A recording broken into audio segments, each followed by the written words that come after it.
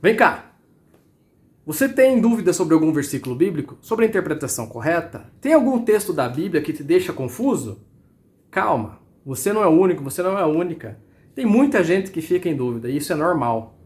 Mas eu vou dizer uma coisa, a resposta mais simples normalmente também é a mais indicada, é a mais correta. Hoje nós vamos falar sobre um destes textos que deixa uma certa margem assim para dúvida ou para interpretação errada. Se você quer saber qual vai ser o texto e qual vai ser a resposta, fique até o final do vídeo, beleza? E seja bem-vindo para mais um episódio de Basileia Desigrejado.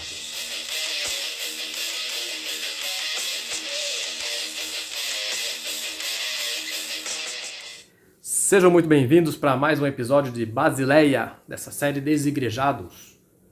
Hoje nós vamos falar então sobre um versículo que diz o seguinte: tudo posso naquele que me fortalece. Rapaz, causa um pouco de mal entendimento? Causa. Já ouvi muita abobrinha em cima desse texto? Já. Já ouvi interpretações erradas, mas interpretações sinceras? Já também. Mas, Juliano, quais foram as interpretações erradas que você já ouviu? Primeiro, eu pergunto, você sabe qual é o sentido correto? Quem falou esse versículo? Foi Jesus? Foi Moisés? Foi Adão? Quem que falou esse texto? E primeiro eu pergunto para você, se você já sabe, vai escrevendo aí nos comentários. Aliás, antes que eu me esqueça, deixe já o seu curtir, se inscreva no canal e compartilhe essa mensagem com aqueles que gostam desse tipo de conteúdo, falando sobre mensagens bíblicas, sobre a palavra de Deus. Curtiu? Vamos nessa então. Esse texto que eu falei está lá na carta de Paulo, o apóstolo Paulo, aos Filipenses. É estranho ouvir esses nomes, né? Paulo, a carta de Paulo aos Filipenses e tal. Filipos era uma cidade da Grécia e a carta aos Filipenses é a igreja que existia na cidade de Filipos, na Grécia. Antes da gente falar sobre o texto, é importante a gente entender algumas coisas. Paulo escreveu essa carta quando estava preso, já na Itália. A cidade de Filipos, por sua vez, era uma cidade bem importante, era uma cidade moderna, era uma cidade que tinha mentalidade aberta. Isso é importante a gente saber. Mas o mais importante de tudo é que Paulo e essa igreja tinham um relacionamento muito próximo. E ao longo da carta inteira, é bem claro, é perceptível que essa relação deles era muito, muito, muito próxima do coração do apóstolo Paulo. Um dos principais motivos que Paulo deixa evidente é que essa igreja nunca deixou de apoiar ele, principalmente nos momentos mais difíceis que ele passou.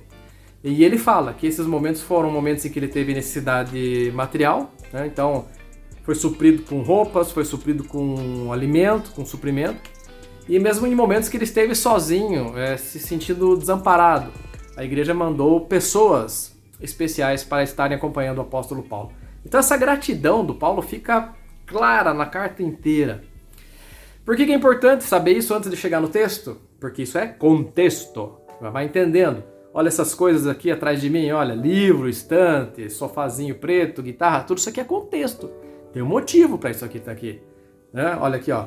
Homer Simpson, um disco de uma banda que quem adivinhar quem é essa banda ganha um prêmio. Né? Olha aqui livros. Rapaz, esse aqui azulzinho aqui, quem já viu dá risada. Mas enfim, isso é contexto. Da mesma forma, tudo isso que eu falei da carta de Paulo aos Filipenses é contexto. É importante a gente saber. Vamos ao texto que eu quero ler para nós hoje? Está lá então na carta de Paulo aos Filipenses, no capítulo 4. Nós vamos ler rapidamente do versículo 4 até o versículo 13. Ou melhor, até o 14. Diz assim: alegrai-vos sempre no Senhor. Outra vez digo, alegrai-vos. Veja que ele fala, alegrai-vos aonde? No Senhor. Seja a vossa moderação conhecida de todos os homens. Perto está o Senhor. Então alegrai-vos no Senhor. Perto está o Senhor. Não andeis ansiosos de coisa alguma. Em tudo, porém, sejam conhecidas diante de Deus as vossas súplicas, as vossas petições, pela oração e com ações de graças. E a paz de Deus, que excede todo o entendimento, guardará o vosso coração e a vossa mente em Cristo Jesus. Olha só o versículo 6, ele fala, não andeis ansiosos de coisa alguma. Cara, é muito louco isso, porque Jesus falou isso lá nos evangelhos. Se a gente for ver lá em Mateus, por exemplo, ele fala exatamente isso. Não sejam ansiosos, não andem ansiosos. Olha só os passarinhos, Deus cuida dos pássaros. Olha os lírios do campo, Deus veste eles melhor do que vestiu Salomão, etc. É muito legal a gente ler Paulo sobre essa ótica dos evangelhos. Paulo faz questão de mostrar que ele leu os evangelhos. E aí ele diz, e a paz de Deus, que excede todo o entendimento, guardará o vosso coração e a vossa mente em Cristo Jesus. Ele está falando isso para eles, preparando eles assim, olha, para o momento em que vocês estiverem em dificuldade, em necessidade, quando a ansiedade sobrevier a vocês, quando acontecer dessa ansiedade chegar até vocês, peçam a Deus, peçam, mas peçam de verdade. E aí ele diz, e a paz de Deus, a paz do Senhor, vai guardar o coração de vocês e a mente de vocês. Mas peçam, coloquem diante de Deus, pelas súplicas e pelas orações. Versículo 8, olha que maluco agora. Ele diz assim, finalmente, irmãos, está concluindo, né? Finalmente, irmãos, tudo que é verdadeiro, tudo que é respeitável, tudo que é justo, tudo que é puro, se alguma virtude, tudo que é amável, tudo que é de boa fama, se alguma virtude há, e se algum louvor existe, seja isso que ocupe o vosso pensamento. Isso aqui é muito louco. Para mim agora, nessa virada de ano 2021, 2022, eu aprendi bastante coisa sobre essa questão do pensamento, do que ocupar o meu pensamento. Qualquer hora a gente fala mais sobre isso, mas basicamente eu entendi que uma coisa é o meu cérebro, outra coisa é o Juliano. Antes eu achava que tudo aquilo que estava na minha mente era porque de fato era o Juliano aquilo lá. Nessa virada, eu sei que é pira, mas nessa virada de ano eu entendi que não, que eu posso dominar o que está na minha mente. Eu posso dominar. A gente chega lá, qualquer hora a gente fala disso, melhor. Mas olha que doido que ele fala no versículo 8 então. Finalmente, irmãos, tudo que é verdadeiro, respeitável, justo, puro, amável, boa fama, se alguma virtude há e se algum louvor existe, seja isso que ocupe o vosso pensamento. Coisas do alto. Isso é frequência de pensamento, pessoal. Frequência de pensamento, moçada. Elevar o nosso pensamento para o alto. Buscar aquilo que é lá do alto. Buscar aquilo que tem conexão com o eterno. Não aquilo que tem conexão com o passageiro, com o efêmero.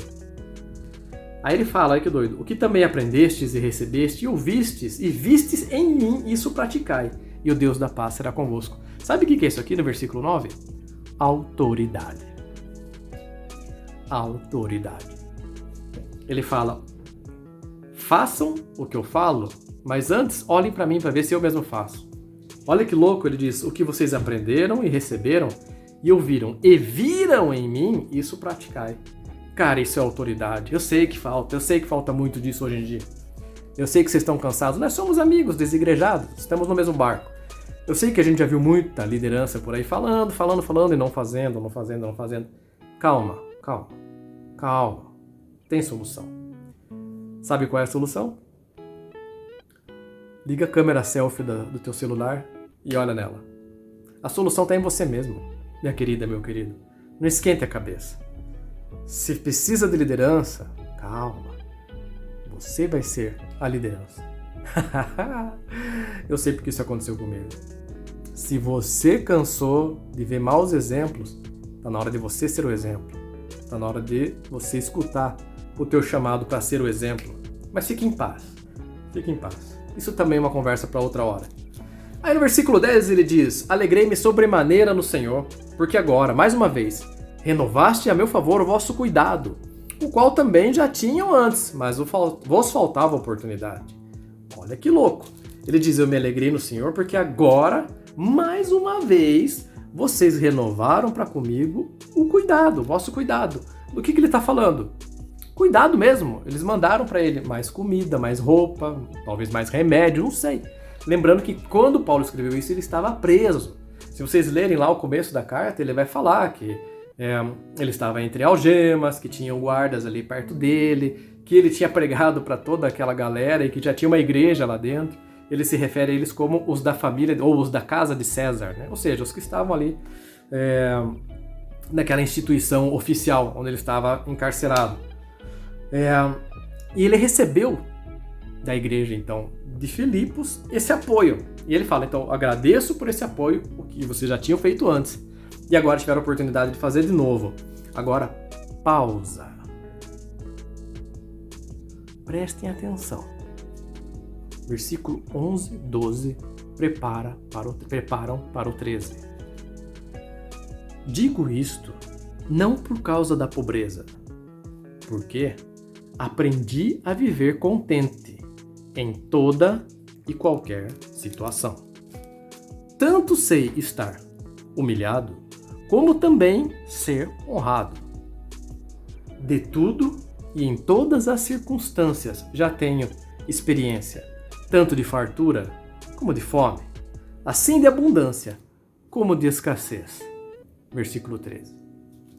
Tudo posso naquele que me fortalece. Em outras traduções, posso todas as coisas naquele que me fortalece.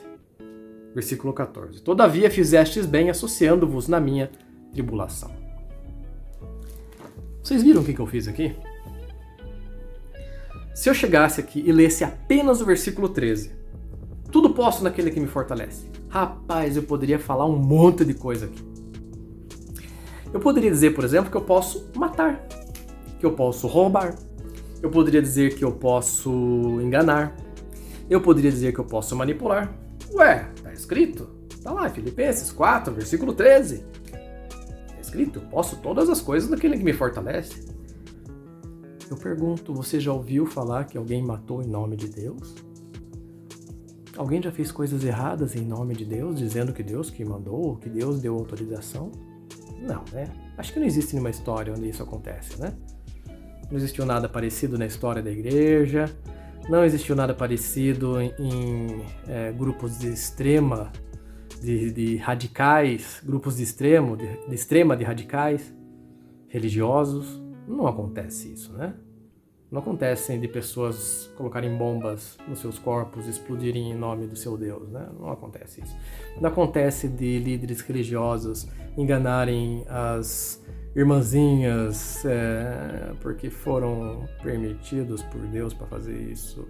Não existem líderes religiosos que roubam o dinheiro da moçada, enganando eles através de uma falsa boa-fé.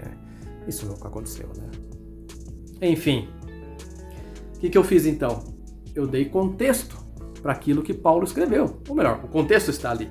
Eu só trouxe ele, eu lancei luzes sobre ele. Falei no começo, você tem dificuldade com algum texto bíblico?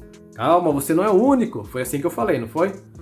Isso é mais normal do que você imagina. Muita gente tem dúvida, mas a explicação é a mais simples possível também, na grande maioria dos casos. Aqui não é diferente. E a resposta número 1, ou melhor, a dica número 1 para você entender. Se você tem dificuldade em algum texto bíblico, leia o contexto, meu querido, minha querida. Leia o contexto. Leia os versículos que estão anteriores e os versículos que vêm depois. Você vai entender e vai fazer sentido. É simples. Não é complicado como se parece. Aqui não foi diferente. Quando Paulo fala, então, eu posso todas as coisas naquele que me fortalece, o que ele estava querendo dizer? Responda aí. O que Paulo estava querendo dizer? Cara, ele mesmo respondeu. Aqui, olha. Versículo 11, ele começa a dizer, olha, eu não digo isso por causa da pobreza, porque eu aprendi a viver contente em toda e qualquer situação. Lembrando que lá no primeiro versículo que a gente leu, que foi o 4, ele diz assim, alegrai-vos sempre no Senhor. Outra vez eu digo, alegrai-vos. Seja a vossa moderação conhecida de todos os homens. Por quê? Porque perto está o Senhor. Então, ele está justificando desde o começo. Olha, minha alegria é no Senhor. Minha companhia é o Senhor. Né? Não fiquem ansiosos. Não entrem em desespero. Pô, ele estava preso, cara. Ele estava falando isso com algema, meu. Com um guarda romano do lado dele. Pronto para descer o sarrafo nele se ele abrisse a boca demais. Cara, esse cara era doido, meu. Ele fala isso estando preso, mano. A gente fica com uma unha encravada e já faz o maior escândalo. Olha isso. Então ele fala, Finalmente, tudo que é assim, assado, ele começa a jogar a mente lá pra cima. Tudo que é isso, tudo que é aquilo, ele começa a mostrar qual é a frequência mental dele. As coisas lá do alto, lá do alto, lá do alto. Cara, com uma fé assim, consciente da fonte da sua alegria, consciente que não está sozinho, consciente que não precisa ficar ansioso, porque o Senhor está cuidando, consciente daquilo que está no seu pensamento, que ele acessa uma frequência lá do alto, ele está conectado com aquilo que é eterno. Cara, é simples, consequência, ele vai falar. Digo isso não por causa da pobreza, porque aprendi a viver contente em qualquer situação. Claro que ele aprendeu. Ele está dizendo, a alegria está no Senhor, eu não estou sozinho, ele não me deixa ficar ansioso. Está tudo aqui. Tanto sei estar humilhado, como também ser honrado. Olha só, ele está trabalhando com opostos. Eu sei ser humilhado, apanha, vai preso injustamente, tal. Como também sei ser honrado. Paulo, se você não sabe, quando ainda era Saulo, antes de se converter à fé em Cristo, cara, ele era um dos mais letrados e gabaritados que existiam lá no povo de Israel. Ele tinha formação no conhecimento dos judeus, no conhecimento dos romanos, no conhecimento dos gregos. Cara, Paulo era fera. Discípulo de Gamaliel, ele era um cara assim, topíssimo, procurado pelos melhores, para os melhores. Então ele sabia ser honrado, mesmo entre os irmãos. Mesmo entre os irmãos, já na sua fase de Paulo, né? Não Saulo mais, mas na sua fase de Paulo ele sabia também ser honrado, porque o pessoal procurava ele, o pessoal dava a ele esse crédito. Mas a grande questão é, ele sabe passar pelas duas coisas, né? Tem muita gente que fala assim, tem um treinador de futebol, aliás, ex-treinador muito bom, que fala assim: nunca me desesperei nas derrotas e também não me empolguei demais nas vitórias. Sempre mantive a cabeça no lugar. Olha que louco. É mais ou menos isso que o Paulo fala aqui. Tanto sei ser humilhado como sei ser honrado. De tudo e em todas as circunstâncias já tenho experiência. Cara, não é um menino falando. Não é um moço falando, não é um jovem, não é um recém-formado. É um cara experiente. É um cabeça branca, ou um cabeça lisa igual eu. Quer dizer, eu não cheguei lá ainda, só na careca que eu cheguei, no conhecimento não. Mas é um cara com a experiência lá em cima. De tudo e em todas as circunstâncias já tenho experiência. Então ele está dizendo assim, calma, não é novidade o que você vai me contar. Calma, meu querido, calma, minha querida, isso não é novidade, calma, vamos conversar. Tanto de fartura, como de fome, já teve muita comida em casa e também já passou fome, tipo o brasileiro miserável passa. Já tive experiência de abundância, como de escassez, não somente de comida, mas de tudo, né? De tudo, de recurso, de poder, assim como escassez de recurso, escassez de poder. Terminando isso, ele fala, eu tudo posso naquele que me fortalece. Puta lá vida. Independente de circunstância, a minha conexão com o Eterno em Jesus permite que eu diga isso. Eu posso todas as coisas naquele que me fortalece. Eu posso ser humilhado porque eu vou estar nele. Eu posso ser exaltado porque eu não vou tropeçar, eu estou nele. Eu posso ter fartura porque eu estou nele, eu não vou me confundir, não vou me perder. Eu posso ter escassez, não tem problema, ele vai me segurar do mesmo jeito, não vou me perder. Eu posso todas as coisas naquele que me fortalece. Porque a força não é minha, a força é dele. Não é a força do meu braço, é a força dele. Não é a força do passageiro, do efêmero, daquilo que se esvai. Não, é a força do eterno. É aquele que me ama desde a fundação do mundo. Por isso que eu posso todas as coisas. Essa é a mensagem que o Paulo traz, que o apóstolo Paulo traz. Eu posso passar por toda e qualquer situação desde que eu esteja nele. Você, meu querido amigo desigrejado, você, minha querida amiga desigrejada, meu irmão, minha irmã na fé, fique em paz. Podemos passar por toda e qualquer situação. Se estamos nele, tiramos de letra. Se estamos nele, tiramos de letra.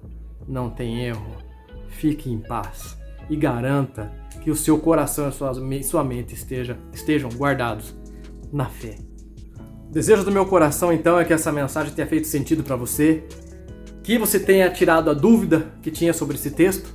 E se por um acaso você tem dúvidas sobre outros trechos da Bíblia, cara, manda pra mim aí, manda um comentário, manda aí que a gente vai tratar esse assunto aqui, tá bom? Repito, o desejo do meu coração é que esse texto tenha feito sentido pra você, ok?